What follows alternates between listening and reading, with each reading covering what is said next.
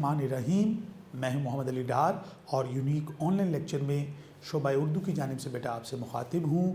یقیناً آپ تمام بچے اپنے اپنے گھروں میں اللہ کے فضل سے بالکل خیر و عافیت سے ہوں گے، اور بیٹا ہماری دعا بھی یہی ہے کہ آپ تمام بچے اپنے گھروں میں اللہ کے حکم سے بالکل خیر و عافیت سے رہیں، اور تعلیم کا جو معاملات یہاں سے یونیک گروپ آف انسٹیٹیوشن کی جانب سے آپ کے لیے اہتمام کیا گیا ہے، اس سے آپ مستفید بھی ہو رہے ہیں، اور بالکل بیٹا پوری توجہ سے یہ لیکچر سنتے رہیے تاکہ آپ کی جو تعلیمی ضروریات ہیں وہ ساتھ ساتھ پوری ہوتی رہیں۔ بیٹا آج ہم اپنا نثری سبق ہم پڑھ رہے تھے، 2 لیکچر ہو گئے۔ آج اس سلسلے کا ہمارا حصہ نثر میں ہم پڑھ رہے تھے جو سبق ہمارا لاہور کا جغرافیہ، آج اس کا تیسرا لیکچر ہے۔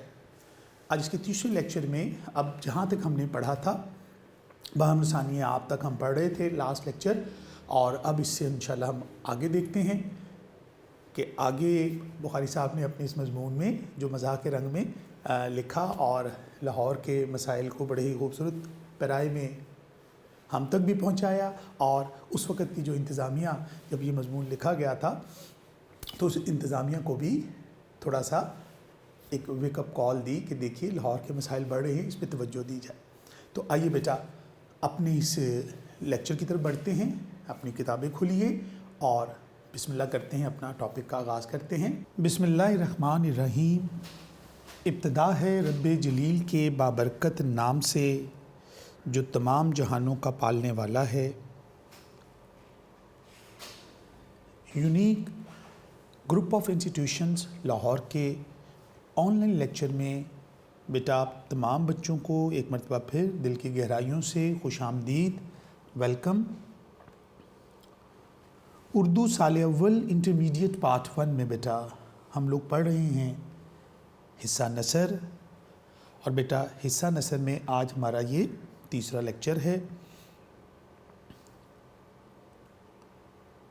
لاہور کا جغرافیہ پروفیسر احمد شاہ پیطرس بخاری صاحب کا لکھا ہوا مضمون، لاہور کے جو مسائل ہیں ان کو بڑے ہی خوبصورت پیرائے میں مزاح کے رنگ میں ہمارے سامنے پیش کیا۔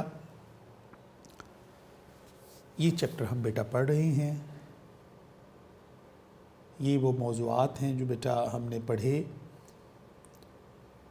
تمہید تھا، محل وقوع تھا، حدود اربع تھا، آب و ہوا تھی، اور اس میں پھر پانی پہنچانے کے جو مسائل ہیں۔ یہ آخری پیراگراف ہم نے لاسٹ جو بحرم ثانیہ آب والا موضوع تھا، یہ بیٹا ہم نے لاسٹ ڈسکس کیا تھا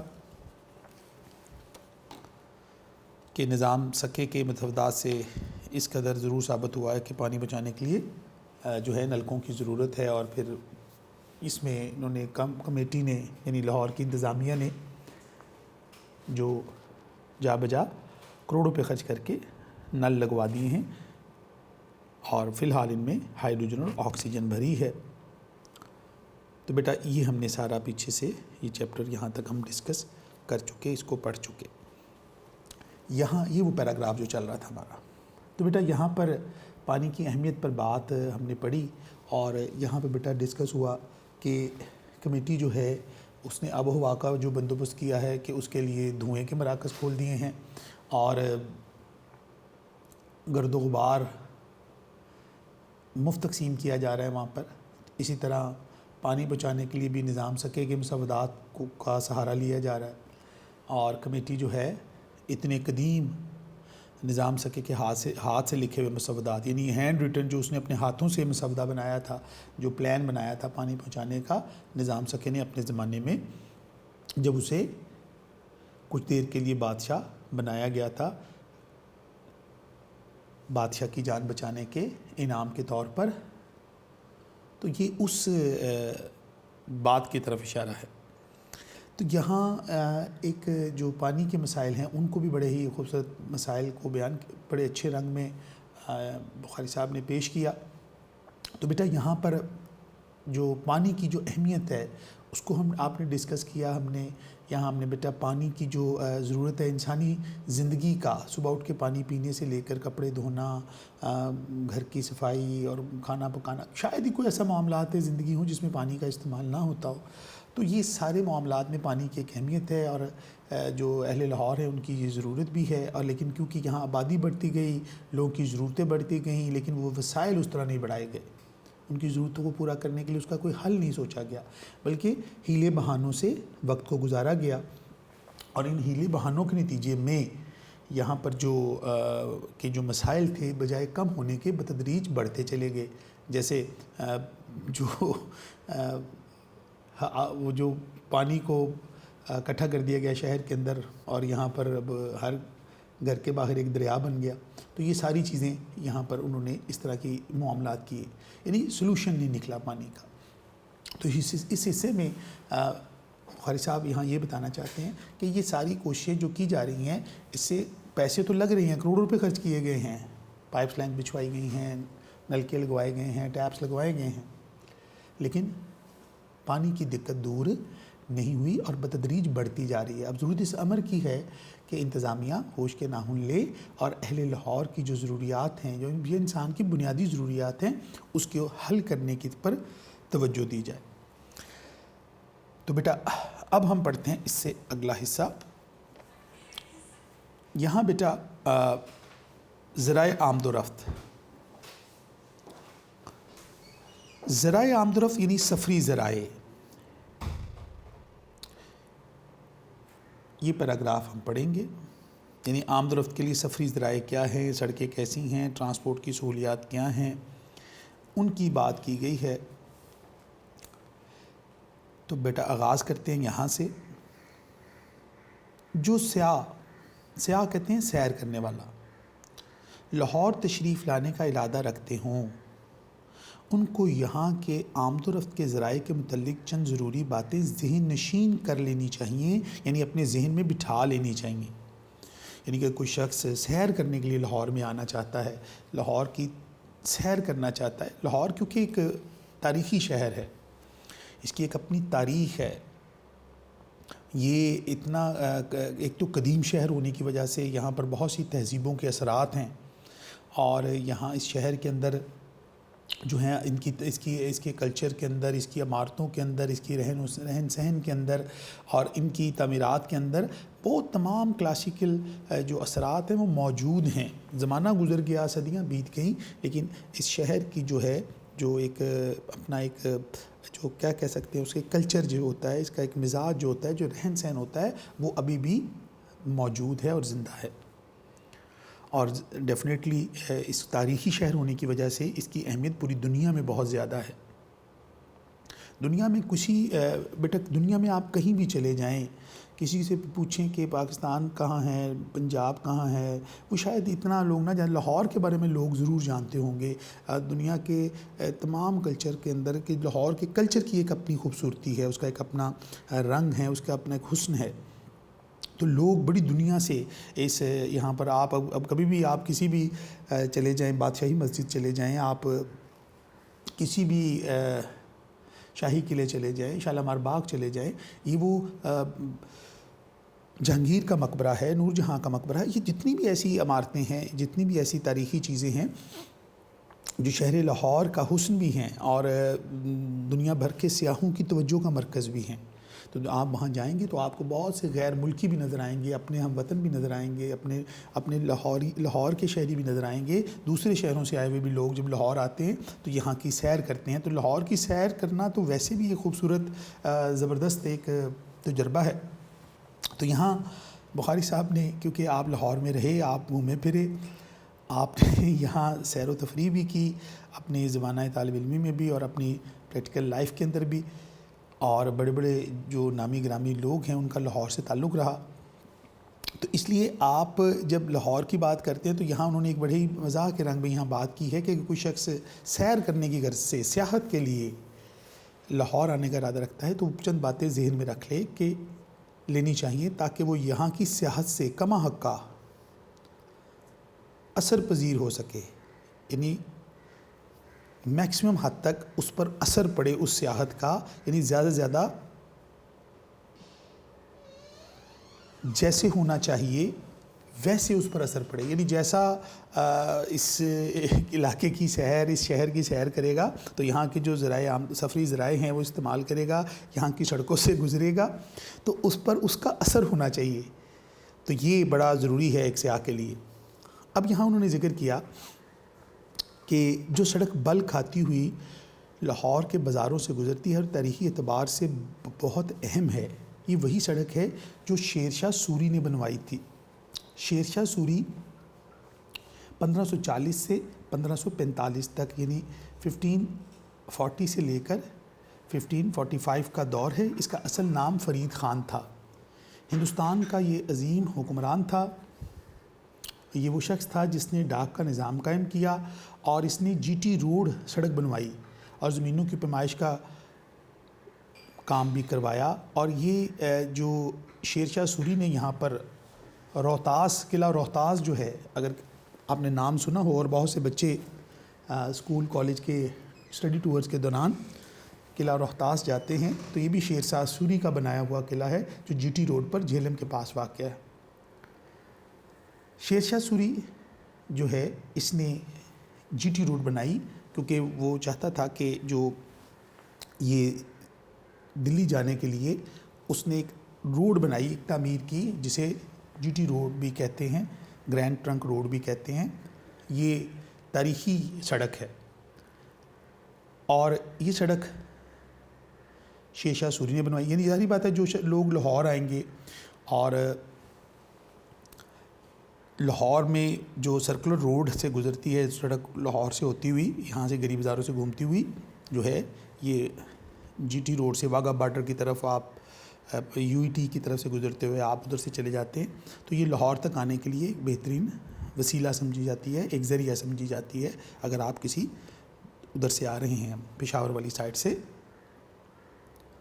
تو اس کو بنانے والے، اس کے جو بانی تھے وہ شیر شاہ سوری تھے، جو ایک عظیم مسلمان فاتح تھے اور یہاں کے لوگوں کی کمزوریوں سے فائدہ اٹھایا اور یہاں پر آئے اور آ کر یہاں پر حکومت قائم کی. اچھا، یہ جو سڑک شیر شاہ سوری نے بنوائی ہے تاریخی اعتبار سے بہت اہم ہے. یہ وہی سڑک ہے جو شیر شاہ سوری نے بنائی. اس کی تاریخی اہمیت ہے، یعنی تاریخ کے اندر بہت سے جو لوگ ہیں وہ اس راستے سے گزرے ہیں.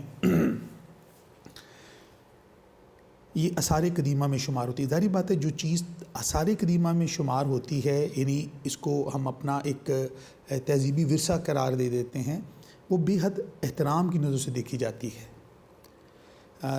بیٹا یہ بات سمجھ لیجئے کہ جو جتنی بھی عمارتیں ہیں، ایک پورا محکمہ ہے جسے محکمہ آثار قدیمہ کہتے ہیں. پاکستان کے لاء میں جو آثار قدیمہ ہوتے ہیں، جو تاریخی اثرات کی عمارتیں ہوتی ہیں یا جو بھی چیزیں جن کا تاریخ کی ورثے سے تعلق ہوتا ہے، ہماری ہسٹری سے تعلق ہوتا ہے، پاس سے تعلق ہوتا ہے، اس کی بڑی قدر و منزلت ہے، بڑی نایاب ہوتی ہیں ایسی چیزیں. تو یہ جو سڑک بنائی گئی تھی، کیونکہ یہ شیر شاہ سوری نے بنوائی تھی اور یہ ایک تاریخی کردار ہے بہت عظیم، تو اس وجہ سے اس تاریخی سڑک کو بھی بڑی عزت کی نگاہ سے دیکھا جاتا. اور لاء یہ ہے کہ جو چیزیں جو تاریخی ورثہ بن جاتی ہیں، آثار قدیمہ میں شمار ہوتی ہیں، تو اس کے اندر رد و بدل کی اجازت نہیں ہوتی.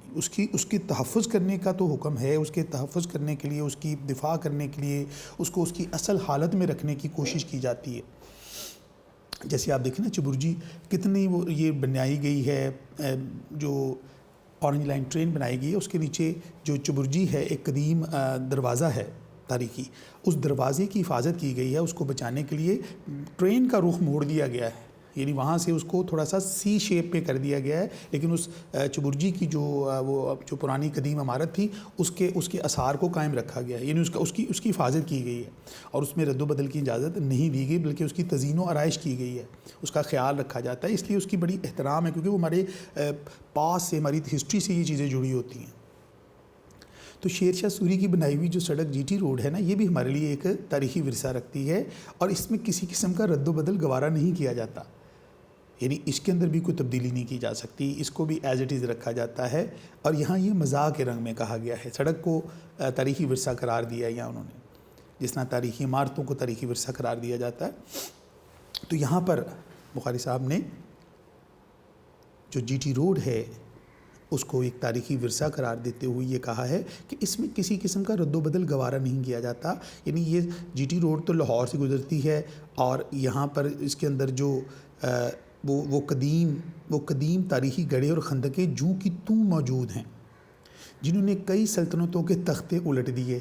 یعنی بہت سے حملہ آور اس سڑک کے راستے یہاں آئے اور آ کر یہاں پر حکومتیں تبدیل کر دی. تختے الٹ دینا، حکومت بدل دینا، تبدیل کر دینا.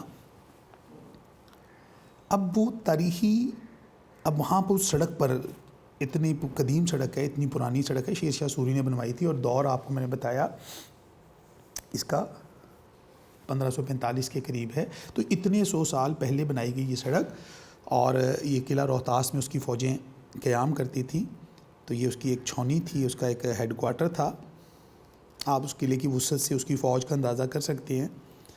تو یہ ساری چیزیں جو ہیں یہ تاریخی ورثہ ہیں، اور یہ تاریخی ورثہ جو ہیں یہ جتنی بھی ایسی عمارتیں ہیں، یہ جن کو عمارتوں کو جس طرح تحفظ دیا جاتا ہے اس طرح جی ٹی روڈ کو بھی تحفظ حاصل ہے کہ اس کے اوپر جو گڑھے اور خندقیں بن جاتی ہیں یا بہت بڑے بڑے گڑھے پڑ جاتے ہیں وہ جوں کے توں رکھے جاتے ہیں. ان میں اس میں کوئی رد و بدل نہیں کیا جاتا، یعنی اس کی ریپیئرنگ نہیں کی جاتی. حالانکہ انہی خندقوں اور تاریخی گڑھوں سے گزر کر بہت سے حملہ آور آئے اور انہوں نے یہاں کی حکومتوں کو بدلا. آج کل بھی یہ کئی لوگوں کے تختے یہاں الٹتے ہیں اور عظمت رفتہ کی یاد دلا کر انسان کو عبرت سکھاتے ہیں. آج کل بھی لوگ یہاں سے گزرتے ہیں اور جب وہ یہاں سے گزرتے ہیں تو ان کے بھی تختے الٹ جاتے ہیں، یعنی وہ بھی الٹ جاتے ہیں. یعنی وہ سواری جو ان خندقوں سے گڑھوں سے گزرتی ہے ہچکولے کھاتی ہوئی الٹ جاتی ہے اور لوگوں کو عبرت دلاتی ہے. جیسے باہر سے حملہ آور نے آئے اور انہوں نے یہاں سے گزر کر لوگوں کو عبرت دلائی، بالکل ویسے ہی یہاں پر ان خندقوں سے جب لوگ اس پر سفر کرتے ہیں، کیونکہ ذرائع آمد و رفت کی بیٹا بات ہو رہی ہے، تو یہ سڑک جو ہے یہ ذرائع آمد و رفت کا ایک ذریعہ ہے، ایک وسیلہ ہے ایک علاقے کو دوسرے علاقے سے ملانے کا. تو لاہور آنے کا جو وسیلہ ہے، جو لوگ سیر کے لیے جب یہاں آتے ہیں تو یقیناً جی ٹی روڈ کا استعمال ہوتا ہے. بیٹا جس زمانے میں یہ مضمون لکھا گیا تھا اس وقت یہ جی ٹی روڈ ہی واحد ذریعہ ہوتا تھا، موٹر وے وغیرہ تو اس وقت بنی نہیں تھی، تو اس لیے جی ٹی روڈ کا یہاں ذکر کیا جا رہا ہے. گو کہ اب جی ٹی روڈ پہلے سے بہت بہتر ہو گئی ہے، لیکن پاسٹ میں ماضی میں اس کے اندر ایسے ہی گڑھے اور کھڈے ہوا کرتے تھے اور یہاں پہ لوگوں کی سواریاں جو ہیں الٹ جاتی تھی. تو بالکل ماضی میں جیسے حکومتیں الٹ جاتی تھی، آج کل وہاں پر جو ہے ذرائع آمد و رفت کے جو ٹرانسپورٹ ہوتی ہے وہ الٹتی ہیں. یعنی اس کی طرف اشارہ کیا گیا ہے مزاح کے رنگ کے اندر. یہاں پر انہوں نے عبرت کے لیے ایک خوبصورت انداز اختیار کیا ہے. نیکسٹ پیج پہ دیکھتے ہیں. بعض لوگ زیادہ عبرت پکڑنے کے لیے ان تختوں کے نیچے کہیں کہیں ایک پہیے لگا لیتے ہیں اور سامنے 2 ہک لگا کر ان میں ایک گھوڑا ٹانگ دیتے ہیں. اصطلاح میں یعنی ٹرم کے اعتبار سے اس کو تانگا کہتے ہیں. اچھا بیٹا، شوقین لوگ اس تختے پر موم جامہ منڈ لیتے ہیں، یعنی اس کے اوپر پلاسٹک کی ایک شیلڈ چڑھا لیتے ہیں. موم جامہ پلاسٹک کی شیلڈ کو کہتے ہیں، تاکہ پھسلنے میں سہولت ہو اور زیادہ سے زیادہ عبرت پکڑی جا سکے. بیٹا یہاں پر تختے الٹنے کو 2 انداز سے بیان کیا گیا. ایک تو تختہ جیسے پچھلے پیراگراف میں ڈسکس کیا حکومت الٹنا، اور دوسرا تختہ کس کو کہا گیا ہے؟ لاہور کے اندر ذرائع آمد و رفت میں ایک تانگا جو ہے ایک سواری کے طور پر استعمال ہوتا تھا. جی ٹی روڈ پر تانگے چلتے تھے، پرانے وقتوں کی سواری ہے. ابھی بھی لاہور شہر کے اندر تو ایسا نہیں ہے، لیکن شہر سے باہر کے علاقوں میں تانگے استعمال کیے جاتے ہیں، لوگ سواری کے لیے تانگے استعمال کرتے ہیں. اب لوگ جنہوں نے عبرت حاصل کرنی ہوتی ہے، جیسے یہاں کے لوگوں کی غفلتوں سے ان کو عبرت یہ ملی کہ ان کے حکومتیں الٹ گئیں، ان کی تخت و تاج سے محروم ہو گئے، تو بعض لوگ جب سیر کے لیے لاہور تشریف لاتے ہیں تو وہ تانگے پر سفر کرتے ہیں. تو تانگے پہ بہت سے لوگ زیادہ عبرت پکڑنے کے لیے کیا کرتے ہیں، یہ تانگے پہ بیٹھتے ہیں اور تانگے کی جو سیٹیں ہوتی ہیں اس کے اوپر پلاسٹک بچھایا جاتا ہے شیل، کیونکہ وہ بڑی سلپری سی ہوتی ہے، بڑا ملائم سا ہوتا ہے کہ اگر آپ سڑک پہ چل رہے ہیں، گڑھے وغیرہ آئیں گے، کھڈے وغیرہ آئیں گے تو آپ اس پر سلپ ہو جاتے ہیں. اور اس کے اوپر شوقین لوگ کیا کرتے ہیں، اس پر موم جامہ منڈ لیتے ہیں تاکہ پھسلنے میں سہولت ہو اور زیادہ سے زیادہ عبرت پکڑی جا سکے.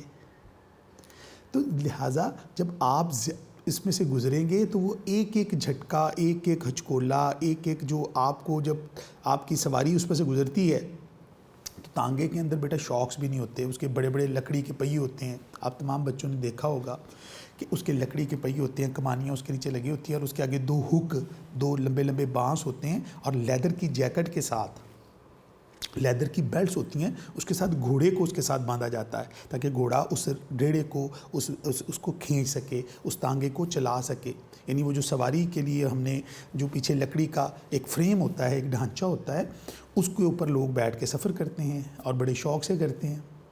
اور شوقین لوگ اس کے اوپر یہ پلاسٹک کور چڑھاتے ہیں تاکہ سلپ ہونے میں بھی آسانی رہے، کیونکہ جی ٹی روڈ کے کھڈے تو کبھی کسی نے بھرنے نہیں ہیں اور جی ٹی روڈ کی یہ خندقیں جوں کی توں رہنی ہیں. تو لہٰذا جب لوگ یہاں سے گزریں گے تو یہ لوگ بھی عبرت پکڑیں گے، یعنی ان کو بھی عبرت ملے گی کہ وہ سڑک پر آئے کیوں. تو شوقین لوگ اس پر یہ سب کچھ کرنے کے لیے اس لیے کرتے ہیں کہ وہ زیادہ عبرت پکڑی جا سکے. تو لہٰذا یہ تختہ الٹنا 2 چیزوں کو ڈسکس کیا گیا ایٹ اے ٹائم. ایک تختہ حکومت کا الٹنا، ایک وہ تختہ جو لکڑی کے تختوں کو ملا کر ایک فریم بنایا جاتا ہے جس کے آگے گھوڑا باندھ کر ایک تانگے کی شکل اختیار کی جاتی ہے. تو اس سواری کو کہا گیا ہے. تو جس سواری جب گزرتی ہے اس پر سے تو اس کے اوپر پلاسٹک کا کور ہوتا ہے تو وہ سلپ ہونے میں مدد ملتی ہے. تو یہاں پر بھی بہت سے لوگوں کے تختے الٹتے ہیں، یعنی اکثر یہ تانگے الٹتے ہیں، گر جاتے ہیں، یا سواریاں جو ہیں بہت زیادہ اس پہ جھٹکے اس کو ملتے ہیں، بہت زیادہ وہ عبرت پکڑ لیتے ہیں کہ دوبارہ اس سڑک سے نہیں گزرنا.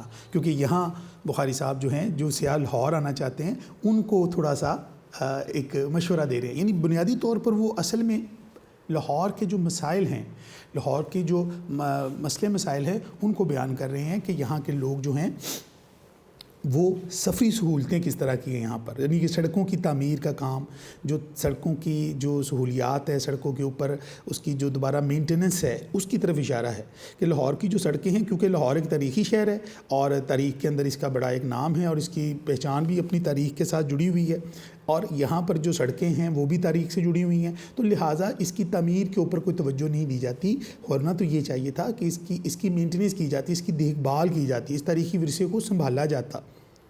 جبکہ یہاں کی انتظامیہ نے ان چیزوں پر توجہ نہیں دی.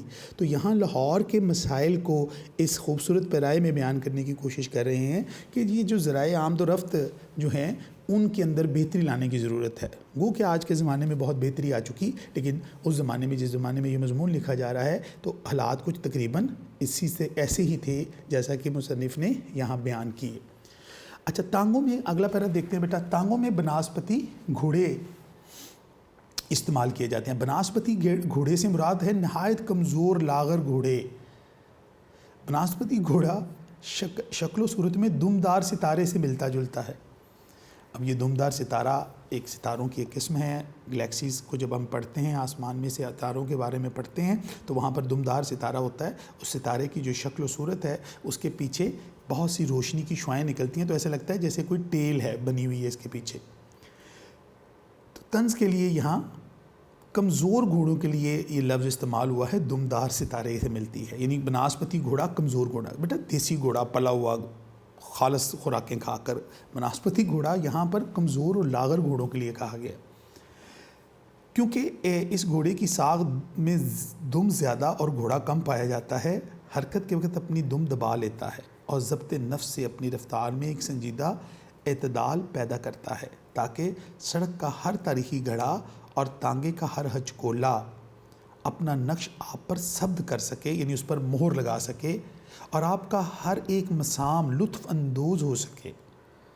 تو یہاں سفری ذرائع میں جو تانگے استعمال ہوتے ہیں اور تانگوں میں استعمال ہونے والے گھوڑوں کو بناسپتی گھوڑا کہا ہے مصنف نے کہ انتہائی کمزور و لاغر ہوتے ہیں. سڑک ٹوٹی ہوئی ہوتی ہے، ایک جھٹکے سے گھوڑا بجائے مشرق میں جانے کی بجائے مغرب کی طرف چل پڑتا ہے اپنی ناطاقتی کی وجہ سے، اپنی کمزوری کی وجہ سے. تو یہ بناسپتی گھوڑے جو ہیں یہ ان کی اس میں دم زیادہ اور گھوڑا کم ہوتا ہے، یعنی دمدار ستارہ کہہ کے ایک مزاح کا رنگ پیدا کیا گیا ہے. اور جب یہ چلتا ہے تو اپنی دم دبا لیتا ہے. دم دبا لینا یعنی بھاگنے کی طرف اشارہ ہے، اور ضبط نفس سے اپنی رفتار میں ایک سنجیدہ اعتدال بھی پیدا کرتا ہے. اعتدال ہوتی ہے بیٹا میانہ روی، سنجیدہ، ایک بڑی مہذب طریقے سے ایک اعتدال پیدا کرتا ہے.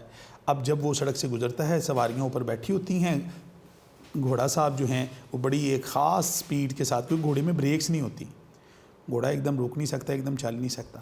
یہ کوئی بائک تو نہیں ہے یا کار تو نہیں ہے، گھوڑے نے ایک جانور ہے جو اس بگی کو، اس ریڑے کو کھینچ رہا ہے جس پر سواریاں بیٹھی ہوئی، تانگا جو ہے. تو اس لکڑی کا بنا ہوا وہ جو فریم ہے اس کو کھینچتے ہوئے جب وہ ان تاریخی گڑھوں اور کھڈوں پہ سے گزرتے ہیں تو ہر ہچکولا جو جھٹکا لگتا ہے اوپر بیٹھنے والوں کو جو سیاح لاہور آتے ہیں تو ان پر اپنی نشانیاں چھوڑتا ہے.